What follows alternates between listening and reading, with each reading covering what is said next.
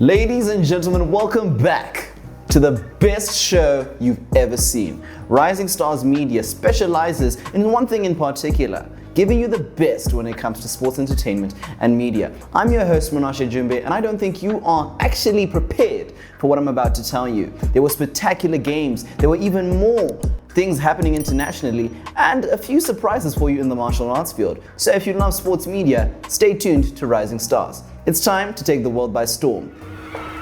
So, I think everyone has been expecting this. Our best and brightest team in the entire country. We are so proud to announce that in Pool B of the Junior World Cup, Zimbabwe is going to be playing Argentina, Belgium, and Wales. Guess what's happening? From the 1st to the 13th of December, Zimbabwe is going to take the world by storm. And to all the Zim team people that are going all the way there, you have the entire support of your nation. So, go make us proud. Show South America that how we do it in this nation, okay? Let me breathe for this one. I think someone's neck has been a bit heavy lately. I think someone's neck has been quite heavy lately. He needs to go to physiotherapy, and that is none other than Shihan Mashaya from carrying the sheer weight of all the gold medals that he's been bagging over there in the martial arts field. Thank you. There's a reason why they call him the Zimbabwe Ninja, because internationally he's consistently working to take Zimbabwe martial arts off the charts. I mean, like other people from different nations are practicing and everything, but he's proving that even though we don't come from countries that predominantly participate in such activities, he can still do it. And we're so proud of you. Congratulations, Mr. Mashaya. We can't wait to see what else you do in the future. I don't even have to begin to explain to you the culture, the pride, and the beauty of the game of rugby in Zimbabwe. We serve a nation that has the best and brightest when it comes to rugby. But the crown is heavy, a crown that can only be worn by the all-white Peterhouse Kings. At the same time, that weight can only be pulled by one team, one beast, the Rams of St. John's. When these things happen, it's anyone's game truly. Whether you are on the side of the Green Johns College or the all-white Kings, it's anyone's game. And that's exactly what happened this weekend. But unfortunately, victory could only go to one team, and that was the Peterhouse Kings, who came in to clutch a lovely sounding 2019 victory all the way in Marondera. I mean, everyone was a bit cold, but I think we were all a bit freezing from what we saw at that game, because I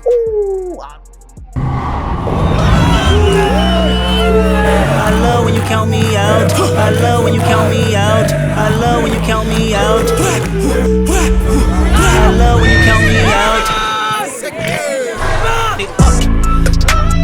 How you gon' wear my shorts when the lights run deep? How you gon' bend your love when the bed don't sleep? Deep pressure feelings in the middle of the street.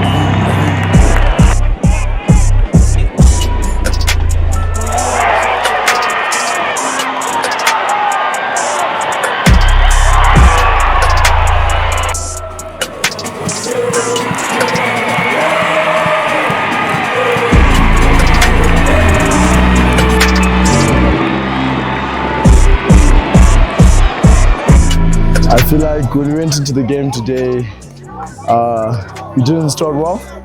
I think John's at the upper end of the start.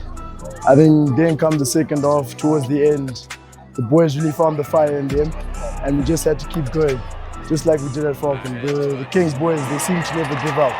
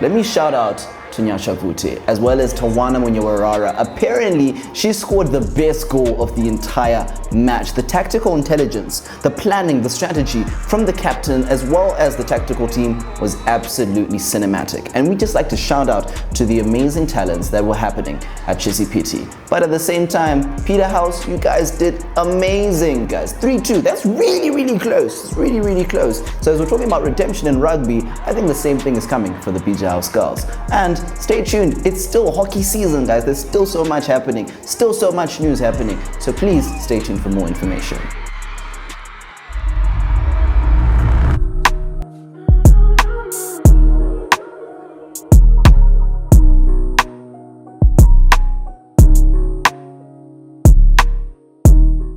And in other news, when it comes to Zimbabwe cricket, our high performance team all the way at the Kwibuka Cup at Kigali, Rwanda, actually clutched the silver medal.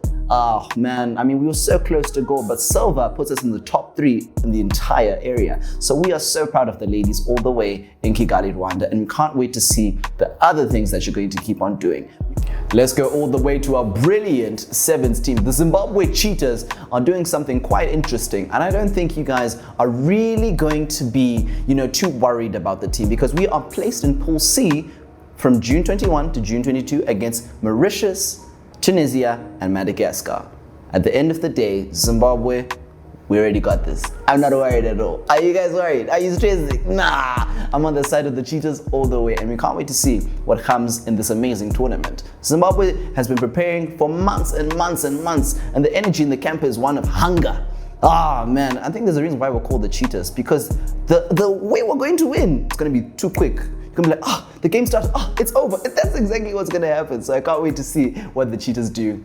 So stay tuned. So in the world, we have a lot of champions. People think about Serena Williams, Michael Phelps, but when it comes to Zimbabwe, we have our very own. Her name is Julie Tunga. Not only has she shone as a rising star in Zimbabwe, or South Africa, or Tanzania, but even in the United States of America. And she doesn't just stop there, but she continues to push in every single aspect as well, especially when it comes to social responsibility. Her award cabinet is just like her heart, full of gold. I mean, from the Tux Championships, to the tennis runner-ups, to the World Track Championships, she keeps on doing extraordinary. And this isn't in Zimbabwe, this is at Albany State University in the United States of America. But on top of everything all else, guess what? She's also the newly crowned Miss Teen Zimbabwe for 2025. But you know what matters the most? This is also my childhood bestie. So guys, let's actually get into the best interview we've ever had, because it's my best friend, of course. But now we're here with Julie Tunga. How do you feel, Julie? Morning. I feel really good to be here. Thank you for having me. Sorry, right now I do currently have a cold, but it's an amazing experience. It's always nice to get to talk to different people. Well, obviously we've known each other for a long time, so this is our second interview together. Yeah. But it's still an honor to be here. Wow, would you say this one's gonna be better than the last interview we had? I hope so. The last one we had was really fun though. It was nice to talk to you and to other people. It's nice to also have a one-on-one together. I feel like it's a different experience to have an individual interview. Yeah, we're gonna make it a one-on-one. I'm gonna grill you today. I'm gonna ask you hard questions, okay? Ask you the deepest, hardest questions you ever had in your life. Okay, so question number 1 is, what really makes you Julie Tungamirai? How have you achieved so much? You have so many young girls looking up to you every single day. Whether it's at Bishopsley, at Athletics, your name still rings in the halls of everywhere you go. I mean, how have you managed to stay consistent and pursue your dreams in all these different aspects, especially with the crazy things that you do? Everything I have to thank my mom for. We have gone through a lot together. She's a single mom, so she's raised me since I was about 1. She gave me hope in everything. She believed in me when nobody else did. And she kept on pushing me even when I wasn't the best, when there was literally no hope in me running. I was one of the slowest people at my school in junior school. Tennis, I did start late, so they had national teams, they had everything. And so just to get known in the country and everything, it was all because of her faith in me and her giving me the opportunity to compete internationally, funding me, and just never giving up on me. Because obviously as a single mother, it's hard to be at work and take care of a child and do all of this. So I started swimming so I could save my life, and then swimming turned into now I'm representing the country, I'm going on tours, I'm breaking national records. Then from swimming, I decided I wanted to play tennis. My school coach, he saw that I had potential. So he approached my mom and he said, we can do lessons on weekends. And then from lessons on the weekends, it turned into lessons every day. Next thing you know, I'm traveling all over the country. I'm sponsored by African Sun. And I'm just competing on an international stage. And I have all of this thanks to my mom. Without her, I would literally be nothing. Wow. Wow, that's phenomenal. I mean, she has a heart of gold. She's the most hardworking woman I've ever met. I mean, it's not just on the terms of the financial, but in terms of the emotional. She's so supportive. She's been there supporting all your dreams all the way. It's so beautiful. Yes, she has. So Julie, how did you actually get started in swimming? I mean, did you start as baby steps or you were just thrown into the pond? How did it start? So my mom saw Kirsty Country's mom had swimming lessons for babies. So she had a small pool within her yard and she just used to teach babies like how to swim, stop, breathe so that they wouldn't necessarily drown in the water. So the goal was to teach me not to drown. So if I go swimming, I will survive. So after a few lessons, I was one of the more older children she had. So it was a bit awkward, but it was good for me because you have to start from somewhere. She saw that I had a bit of potential, so she recommended to my mom that I try club swimming. So then after a few more lessons, I joined Highlands Swimming Club at Jizipiti Junior School. I started swimming, hold the wall, swimming, hold the wall, swimming, hold the wall. And I started to make good fast progress. So the club coach said, okay, you can move up now. And it was stage by stage, and it did take a bit of time, but it was faster than my coach thought it would happen. And next thing you know, I'm swimming at the national galas, making provs, making the national team, going to Ghana, breaking records. It was just one thing after the other. But that's where it started. It started off with Kirsty's mom in her backyard. Wow, shout out to Kirsty's mom. Okay. So you've not just played in Zimbabwe, but also internationally. Would you say that the standards and the competitive level is a bit more on an international stage? I think everyone kind of limits themselves. They think, because we're a third world country and we don't have as many opportunities, that we're not as good. But after every tournament, I can say I'm just as good as the girl who won, or if I haven't won. I think we're all the same. The only thing that differs is the opportunities. There's not a lot of tournaments in Africa, unfortunately, and even if there are, airfares to get to these countries are quite high. So a lot of Zimbabwean tennis players are just limited to within Zimbabwe. So we play the tournaments whenever we have international tournaments. We try and take advantage of those tournaments, but they can only get you so far because it's the same tournaments every year. So obviously you're not progressing as much in terms of rankings and things, but it's still good practice. It allows you to see everyone's level. Like right now, there's two girls at Roland Garros that actually came to Zimbabwe, and our Zimbabweans were just as good as they were. I played doubles with one of them, and there isn't much difference. It's just the opportunities that we lack. But skill level, we're all the same. That's so true. I mean, that's exactly why I'm so happy to have you on this interview, and why we have so many people on Rising Stars as well, to prove that we consistently can perform competitively on the higher stage. So you have done amazing work in Zimbabwe, but now you transition from being a high school athlete, but now you can become an all-star American. How does that feel? I mean, did you get a little culture shock when you went to start studying in the States? I wouldn't say it's so much a culture shock. I'm truly grateful for my team. I think they really helped me acclimatize to everything, and it wasn't more of a shock. It was more of just like indulging in different experiences.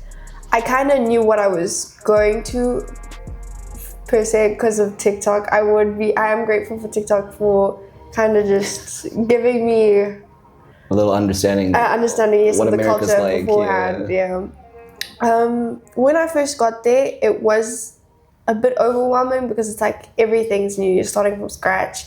You have to buy bedding. You have to get this. You have to get this. New classes. But I think because I went there for sports, I wasn't necessarily forced to make friends from scratch. My teammates just took me in with open arms. They introduced me to everything. They took me to this. They took me to try out new foods, everything. My coaches were very friendly. My coach Taylor, he took me everywhere I needed to go. If I needed to go to the store, he would take me. If I needed to go to the other campus just to see my friends, he was there. So I was blessed in that aspect because I didn't have to figure things out for myself. They were kind of just people that were willing to help me figure it out, so I didn't have to figure it out alone. In terms of classes and sports, I did do cross country, tennis, and track and field. So it was a bit overwhelming trying to balance the two out. But again, my school kind of allowed me to do so. The coaches were very understanding that, yes, she does track, but she's also doing tennis. So she did cross country in the first semester. So second semester will allow her to put more of a focus in tennis, as that is her main sport. So practices, they were a bit more lenient. So I wouldn't go to every track practice. I'd go to at least 3 a week because I also had engineering classes in the evenings 2 days of the week. So it was just kind of just figuring everything out, balancing it out. But once I did and I got into the motion of things, it was a very enjoyable experience being in America. Wow. I mean, like balancing with the dean's list can't be easy, of course, because you're a model / mechanical engineer / student athlete. I mean, how'd you balance all that? You got like the 4.0 GPA, didn't you? Weren't you on the dean's list that semester? Yes, I was. I did manage to get a 4.0 for both semesters. I think it's all about self-discipline. Just making sure assignments are turned in on time. If you know you're going to a track meet or a tennis tournament, you just make sure you have things done in advance. There was a few occasions where I would do things at the last minute, but I try my best to kind of keep things done in advance. My professors kind of set it out in a way that you are able to do most of your assignments in advance, which was really good. It's just the tests that I'd have to take in person when I got back. But again, just trying to stay on top of my work as best as I could. Wow, so like you're not just a fierce athlete, but also fierce on the runway. I mean, your whole Miss Teen Zimbabwe, I mean, Yeah. How does that feel? Because you're a whole supermodel now. It doesn't feel real yet. I think It's been 2 weeks. everything is very new. It's again another amazing experience and opportunity. It's giving me another platform to kind of empower people to be the best selves, like children to believe that they can have a brighter future.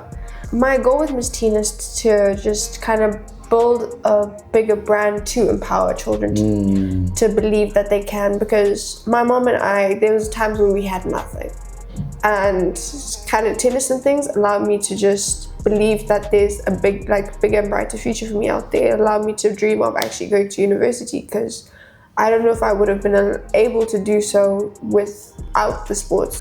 I mean, so playing in these different fields as a woman cannot be easy, of course. I mean, you've probably found lots of challenges with teammates, with coaches. I mean, how have you coped, especially through some of the mental blockages that you would face as an athlete?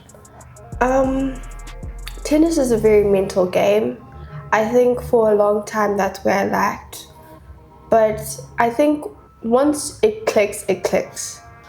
There's a lot of self-doubt, obviously, because it's an individual sport.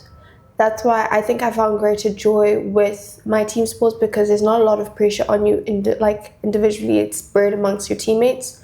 So for a while, I did feel like I wasn't good enough and that not a lot of people believed in me. But again, luckily I have one of the most amazing mothers who always believed in me no matter what. There was a time where I did get a coach that believed in me wholeheartedly. His name was Mberikwazvo, and unfortunately, shortly after we started working together, he did pass away. But during that time, like the short time that we were together, he did push me to believe more in myself. And I think that short period of time really pushed me to be the tennis player that I was, like that I am today. Because after that year, I started winning more international tournaments. I started playing better. I did have a mental block after he passed for a little while, but I started to realize that it's not gonna change the fact that he's passed if I just stay within this like depression and things like that. So I would say I was blessed to have him as a coach, and the coaches that I have today are just as good, and they believe in me just as equally as he did, but he was a big part of the tennis player that I am today. Pure emotion, backed with raw talent and sheer willpower. We will be back with Julie. Stay tuned for part 2, and we can't wait to see you in the next episode.